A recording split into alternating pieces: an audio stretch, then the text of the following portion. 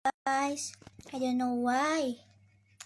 We have a bad connection and her live on live Instagram and then me too. Me have a bad connection. Let's invite my friends to join the live. Nah. Uh, uh, uh.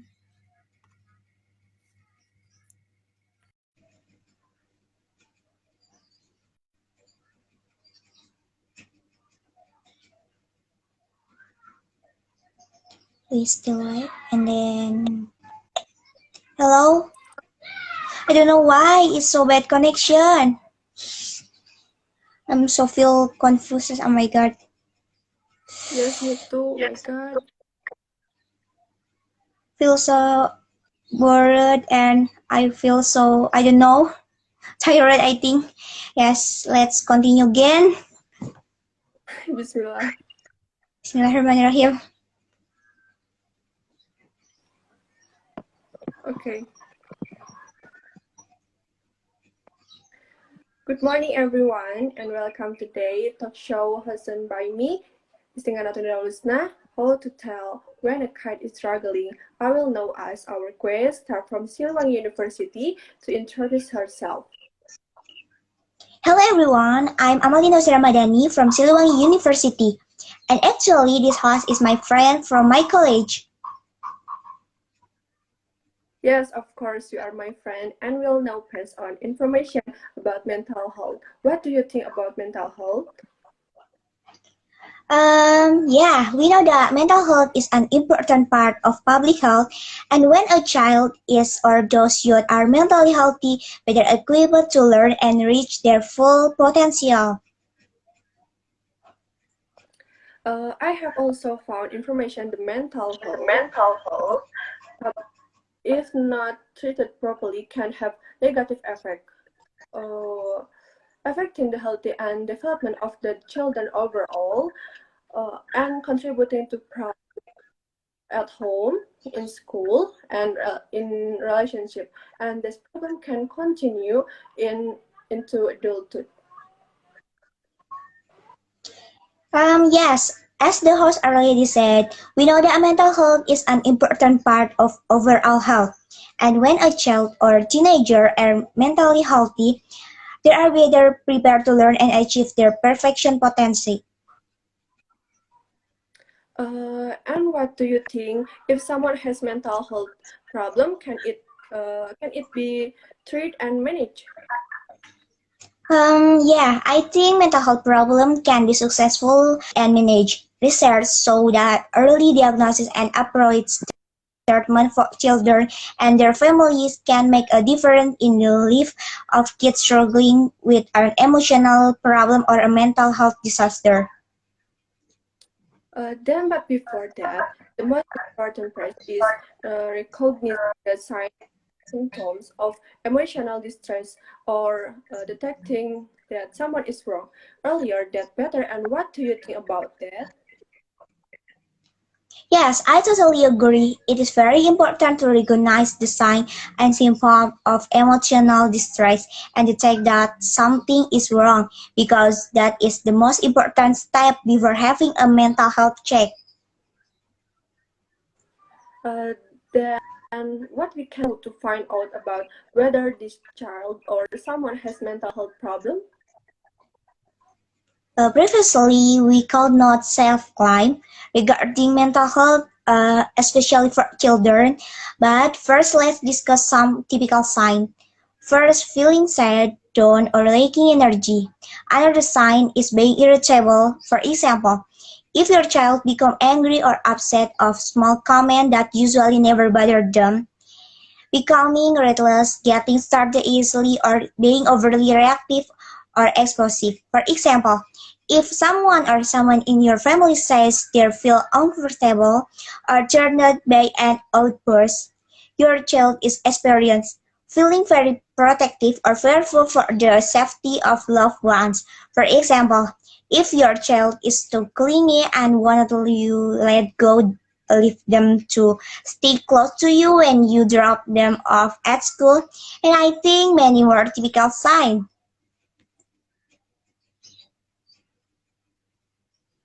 Hello? Hello, sorry. It's clear?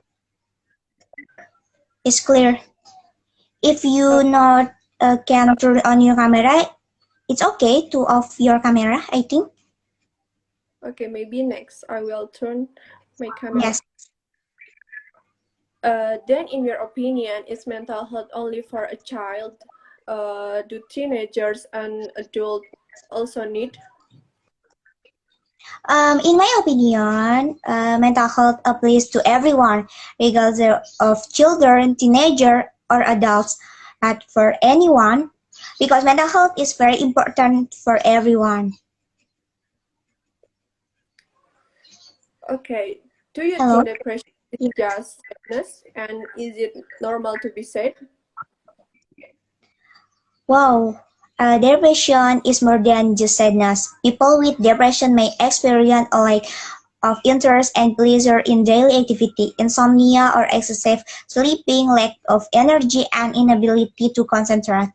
Everyone feels sad and it is normal, and everyone always said I think, and this is normal for adult, kids, and teenager too. Okay, what do you think could emotional harm anyone who might have disturbed his mental health, or what would you call depression? For kids, situation at school, camp, and with families such as progress, teasing, and bullying can have an emotional effect. Additionally, change in the family, including a move, parents separating or divorcing, parent remarrying, family conflict, or arrival of a new sibling, can affect kids' life.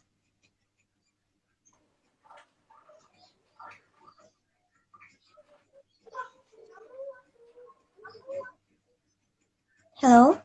Hello, sorry. It's clear now? Yes. Uh, what about the symptom of depression? Did depression leave any outstanding traits resulting from it? Additionally, symptoms of depression are increase in temper tantrum, irritability, and reckless and destructive behaviors such as drinking alcohol, doing drugs, or engaging in unsafe sexual activity. Okay. And I also read a report 10 million people aged uh, 12 to 20 report on drinking alcohol past month. At the age of 15, half of the teens have had less one drink. At 18 years of age, over 70% of teens have had at least one drink. This might be hard to parents to hear, I think, but the reality is that there are kids out there who are drinking or adjusting drugs, including prescription drugs. An estimate 10 million people between the ages of 12 and 20 report alcohol during their lifetime last month. And I'm sure you know the risks that come with alcohol and drug consumption, injury, excited illness, or developing the problem of addiction. If you are concerned that your kids may be drinking, some of the signs to look for include first changing group of friends because it's very important to see our groups and your kids. I think less interest in activity and appearance. Finding alcohol among a young person's things like their school bags or smelling alcohol on their breaths, slurred speech, coordinates problem, memory, and concentration problem, not being truthful about where they are. Trauma-related stress low, trauma difficulties related to traumatic expression are flashback, nightmare, raw, angry, or both, difficult sleeping, difficult concentrating. Unfortunately, some children experience traumatic events during their childhood. A traumatic event can mean different things to different people and could include a car accident, house fire, or student death of a loved one like a parents or siblings. There is a long list of what constitutes trauma, including abuse or incident like bullying or school shooting or sexual assault. Trauma is an individual experience that varies among people and age group. Wow, I totally agree with you. Indeed, we are strongly encouraged not to self-harm about mental health because it's very dangerous. We can only see the characteristic then. After that, what is the next step? The first steps is when as parents, first it is listen to your kids. This may seem like a simple things, but listening effectively so that you care about your kids and that they are not alone. And then providing support and finding ways to deal with stress is socially important skills for all children and youth. It is important to encourage your children to ask for help. Talk to them, ask your children what happened, and ask children to tell story with you. Okay, is it necessary to take the child to a psychologist or psychiater after we find the characteristics and tell us the problem? Very necessary because we don't need to wait for negative things to happen to our children. Yeah, as soon as possible, we take the child to psychologists or psychiatrists. Okay, we all know that life has its ups and downs. We all have the ability to learn how to deal with life challenges. Research show that resilience is key for to coping and dealing with difficult situations, and everyone can learn skill that help them to be more resilient. The more we can do to help kids but build resilient skill, the better able they will be to handle challenge throughout their life. Resilience is the ability to adapt well to adversity, trauma, tragedy, threat, or even significant source of stress. Oftentimes, people describe it as a bouncing back. When working with kids, we say how bouncy is your brain. We also explain that resilience is like a muscle. It makes you stronger, and the more you use resilience, the stronger it gets. Okay, with older kids, we might talk about it like a rubber band that deal with stress and problem, but we can do things to make the rubber band go back to its flexible state, help them know that they can try new things. Effort is what counts, not immediate success. Make sure there is a lot uh, of praise for trying. Resilience can help our children manage stress and feeling or anxiety and uncertainty. However, being resilient does not mean that children won't experience difficulty or distress. Plenty emotional pain and sadness are common when we have suffered major trauma or personal loss, or even when we hear of someone else's loss or trauma. We all can develop we all can develop resilience and we can help kids and teens develop it is well. It develop behavior, talk and action that can be learned and practiced over time. Resilience is not something you are born with or that you either have or don't have. Resilience can be learned. There are skills and strategies for building resilience. Some of these may seem very obvious, and probably many of the things you are doing now.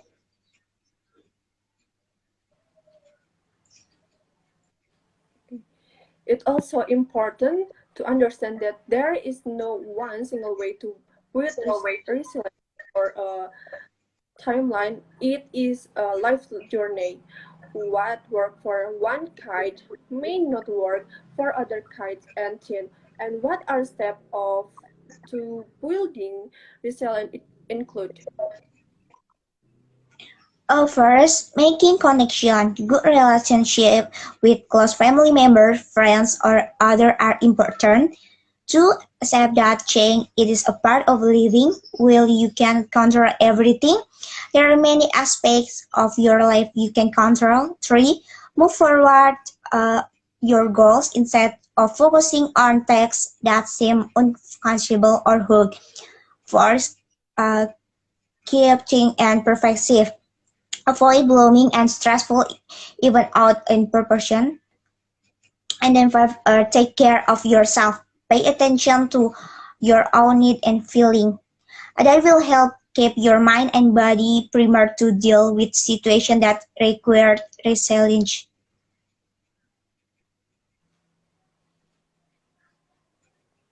Hello? Okay. These are all things tied to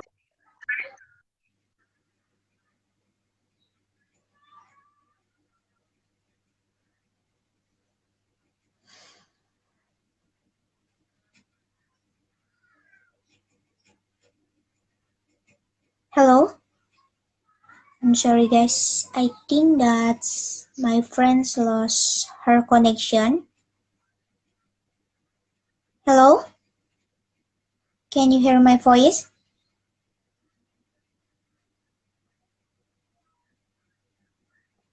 Oh no. I'm so sorry guys. Let's to live again with her.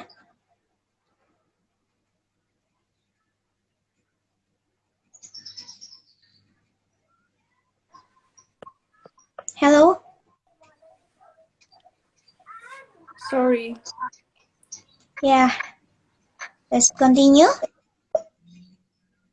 Oh, the last. These are all things tied to resilience. Also, it's important to note that resilience is not the ability to suppress or push aside negative emotions such as anxiety, depression, or anger. Suppressing emotion can actually lead to additional problems. Resilience can be about finding ways to appropriately express this emotion and learn healthy ways to coping.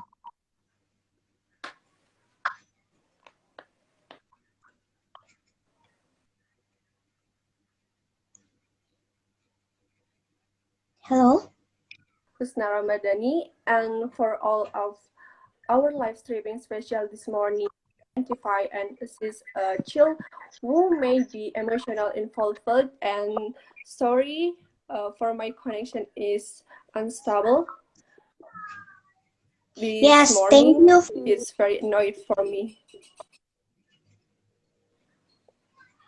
Thank you. It's okay. Thank you for inviting me on this program so that we are presenting my benefit to everyone. And sorry me to have a error on Instagram, I think. And sorry for we have a mistake. And then next. Yeah, me too. Sorry if I make a mistake in this live streaming. Okay, that it's for us. Thank you, and I will see you next time. Bye bye. Bye bye. Thank you, Amalina. Thank you, Istinganatun.